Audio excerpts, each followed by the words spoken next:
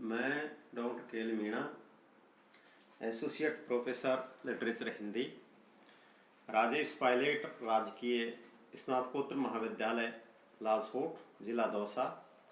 सबसे पहले प्रिय विद्यार्थियों, आप सभी का इस प्रोग्राम में हार्दिक अभिनंदन, हार्दिक स्वागत। और आज जो टॉपिक है प्रिय विद्यार्थियों, बीए पार्ट थर्ड द्वितीय प्रश्न पत्र हिंदी साहित्य, पंडित बालकृष्ण भट्ट द्वारा रचित निबंध साहित्य जनसमूह के हृदय का विकास है का व्याख्या भाग। परंतु उससे पहले पंडित बालकृष्ण भट्ट ने प्रस्तुत निबंध में स्पष्ट किया है कि प्रत्येक काल का साहित्य अपने सामाजिक जीवन की अभिव्यक्ति करता है। कितनी स्पष्ट और कितनी सटीक बात है कि प्रत्येक काल का साहित्य अपने सामाजिक जीवन की अभिव्यक्ति करता है। अर्थात जिस साहित्य काल में, जिस समय समाज में जो भी कुछ घटनाएं घटित होती है, समाज में जो भी कुछ स्थितियां, परिस्थितियां, ऊहापोह या जो भी कुछ घटित बढ़त होता है, उसकी अभिव्यक्ति क्या कि साहित्य अपने आप अभिव्यक्त कर देता है। अर्थात मोटे मोटे अर्थों में कहा गया कि साहित्य समाज का दर्पण होता है। अर्थात समाज में जो कुछ घटत बढ़त है, समाज में जो कुछ एक तरह से कुछ भी घटनाएं घटित होती है, वो साहित्य में क्या उभर कर सामने आ जाती है। तो साहित्य समाज का दर्पण है। समाज में जो कुछ होगा वो साहित्य में अपने आप क्या अभिव्यक्त हो जाएगा, इसमें कोई दो राय नहीं है। आगे उन्होंने कहा है कि इसी कारण साहित्य में उस काल की रीति नीतियां, आचार विचार, परंपरा, धर्म कर्म, नैतिकता, मानवता आदि की परंपराएं चित्र दिखाई देती है। अर्थात जितने भी मानवीय मूल्य, जितने भी नैतिक गुण है, जितने भी क्या कि मानवीयता, नैतिकता या और देश प्रेम, राष्ट्र प्रेम संबंधित गुण है, वो अपने आप क्या कि चित्रित होते दिखाई पड़ते हैं उसमें, इसमें साहित्य में। इस संबंध में भट्ट जी ने भारतीय साहित्य और सामाजिक जीवन के विकास के क्रम में एक नहीं कई उदाहरण दिए हैं। एक निकले एक ही उदाहरण देके क्या किसी का पल्लू झाड़ दिया ना, उदाहरण दिए हैं। जैसे साहित्य में सामाजिक जीवन की अभिव्यक्ति, मिसाल के तौर पर साहित्य में सामाजिक जीवन की अभिव्यक्ति, बालकृष्ण भट्ट ने इस सिद्धांत का प्रमुखतः प्रतिपादन किया कि प्रत्येक देश का साहित्य उस देश के मनुष्यों के हृदय का आदर्श रूप है। हर देश का साहित्य उस देश के मनुष्यों के हृदय का आदर्श रूप है। अर्थात उस देश का जो साहित्य होगा, मनुष्य के हृदय में जो भी कुछ है या आदर्श रूप है या यथार्थ रूप है, वह अपने आप क्या उभर कर सामने आ जाएगा। जिस समय जो जाति या मानव समाज जिस विचारधारा भाव में से व्याप्त रहता है, वे सब उसके साहित्य में समाविष्ट रहते हैं। अर्थात जिस समय किसी जाति, मानव, धर्म, आचार, पंथ, विचारधारा, संप्रदाय, जो भी कुछ है भाव व्याप्त रहता है, वे सब क्या कि उसके साहित्य में क्या कि एक तरह से सिमट कर या उभर कर सामने आ जाता है। उदाहरण के तौर पर जब सामाजिक जीवन में शोक, क्रोध या किसी प्रकार की चिंता व्याप्त रहती है, सामाजिक जीवन में शोक, क्रोध या किसी प्रकार की चिंता व्याप्त रहती है, तो उस समाज के लोगों के मुख अत्यंत मलिन एवं उदासीन दिखाई देते हैं। अर्थात कि चिंता, व्याधि, ईर्ष्या, द्वेष, घृणा, नफरत या बुराइयां कह लीजिए मोटे मोटे अर्थों में, तो उस समाज के लोग हैं उसके मुख पर मलिनता, उदासी, बेचैनी, व्याकुलता, चिड़चिड़ापन इत्यादि का एक तरह से चेहरे पर दिखाई पड़ती है। और उनकी वाणी अत्यंत करुण और दीन सुनाई पड़ती है। और जब ऐसी नौबत, ऐसी स्थिति आती है, तो उनकी जो वाणी है वो बिल्कुल करुण और दीन दिखाई पड़ती, दीनहीन स्थिति में दिखाई पड़ती है। मतलब एक मिठास वाणी में होना चाहिए या एक हंसमुखता, एक मुस्कान वाणी में होनी चाहिए, वो क्या दिखाई नहीं पड़ती। परंतु जब उस समाज में सुख का वातावरण और खुशहाल जीवन रहता है, ठीक इसके उलट या ठीक इसके विपरीत या अपोजिट, कि उस समाज में सुख और या खुशहाल का जीवन रहता है, तो सभी के चेहरे प्रसन्न दिखाई देते हैं। दुखी है तो चेहरा क्या कि एक तरह से मलिन, उदासीन, पीड़ित या एक तरह से परेशान हो जाएगा। परंतु सुखी जीवन है, एक तरह से चेहरे पर एक तरह से हंसमुखता है, एक तरह से मुस्कान है, एक तरह से एक लालिमा है, और एक तरह से चेहरे पर एक अलग ही क्या कि एक तरह से बयार या मुस्कान है तो क्या कि एक तरह से पूरा वातावरण खुशनुमा हो जाएगा, मन प्रफुल्लित हो जाएगा, मन गदगद हो जाएगा। वही बात क्या कि पंडित बालकृष्ण भट्ट ने क्या कि इसमें चित्रित की है। और आगे चलिए, ये सब बातें साहित्य में उसी रूप में अभिव्यक्त होती है। इस प्रकार से मानव समाज की सामाजिक, धार्मिक, राजनीतिक, आर्थिक व सांस्कृतिक स्थितियों का स्पष्ट प्रभाव तात्कालिक साहित्य पर देखा जा सकता है। सीधे सीधे और मोटे मोटे अर्थों में आप देख लीजिए, कोई सा भी क्षेत्र हो, उस क्षेत्र का एटमोस्फेयर अर्थात उस क्षेत्र का वातावरण कैसा है। अच्छा वातावरण है तो साहित्य में क्या कि एक तरह से खुशनुमा वातावरण, एक उल्लास भरा वातावरण क्या कि एक तरह से चित्र दिखाई पड़ेगा। और एक तरह से बुरा, ईर्ष्या, द्वेष या दुख भरा वातावरण है तो क्या कि एक तरह से मलिनता, उदासी, बेचैनी, चिड़चिड़ापन वगैरह वगैरह जैसे क्या कि भाव चित्रित होकर सामने आएंगे। तो भट्ट जी ने बहुत स्पष्ट संकेत दिया है कि साहित्य जनसमूह के हृदय का विकास है। जनता का जो समूह है उसके हृदय में जो क्या घटत पटत, क्या आचार विचार है, वो सब उसमें क्या कि उभर कर सामने आ जाते हैं। वही बात क्या कि बार बार में क्या कि एक तरह से बालकृष्ण भट्ट जी क्या कि इंगित करते हैं, संकेत करते हैं।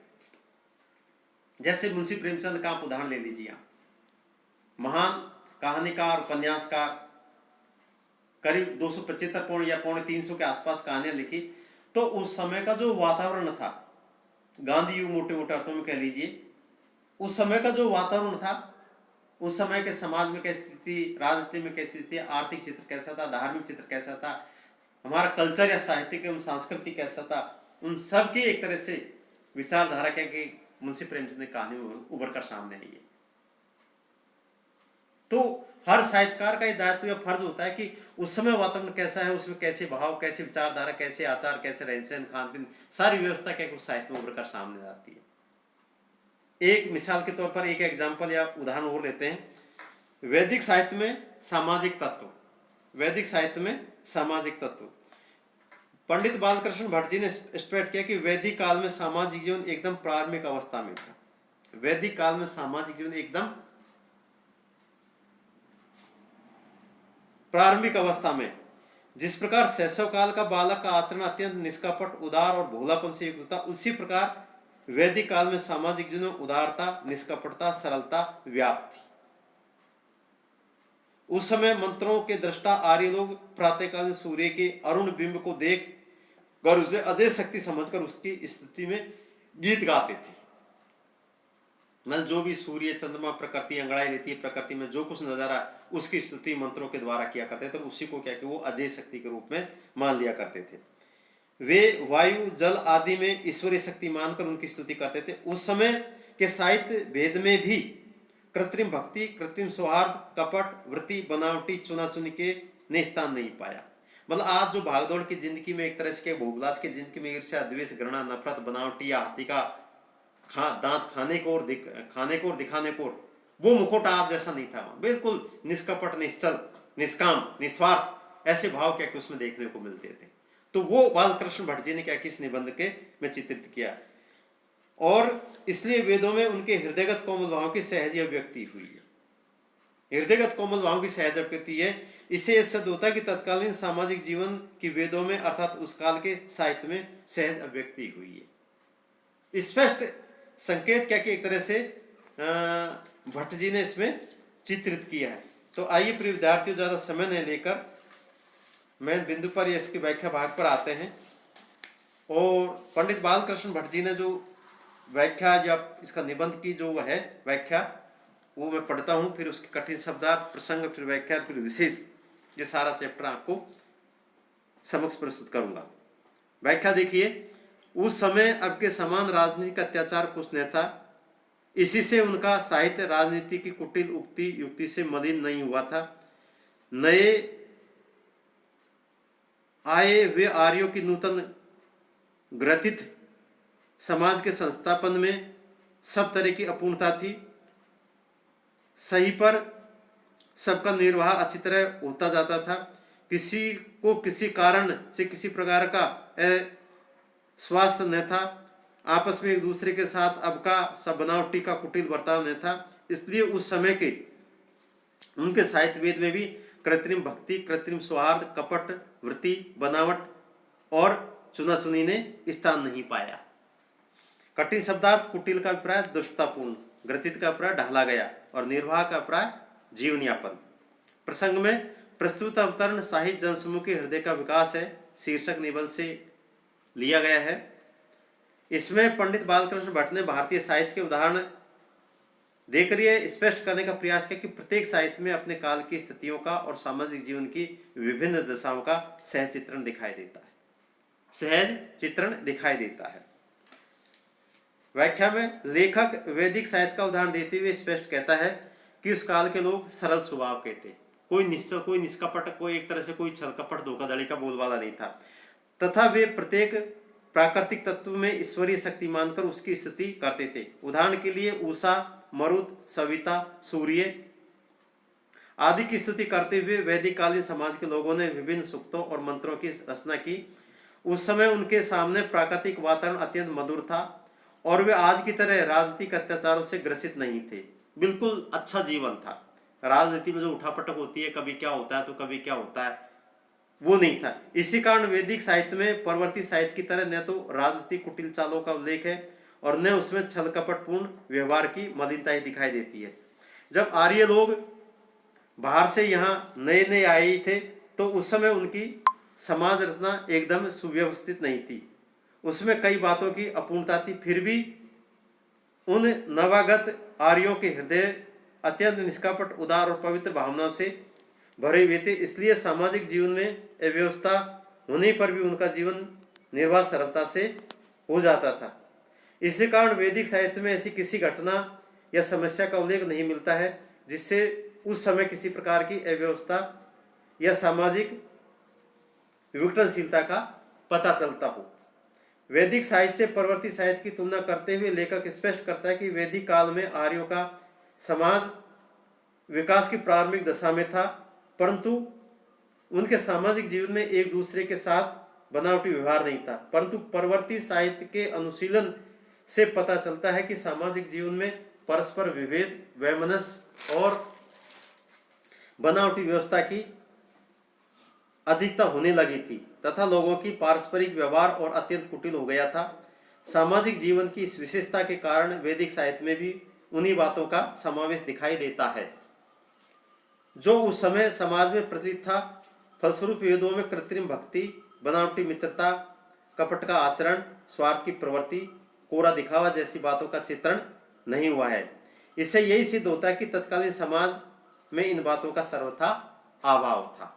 विशेष में लेखक ने वैदिक साहित्य और परवर्ती साहित्य की तुलना करते हुए स्पष्ट करने का प्रयास किया है कि प्रत्येक साहित्य में तत्कालीन समाज के आचार विचार आदि का चित्रण सहज रूप में दिखाई देता है। इसलिए वह साहित्य तत्कालीन साहित्य का दर्पण कहा जाता है।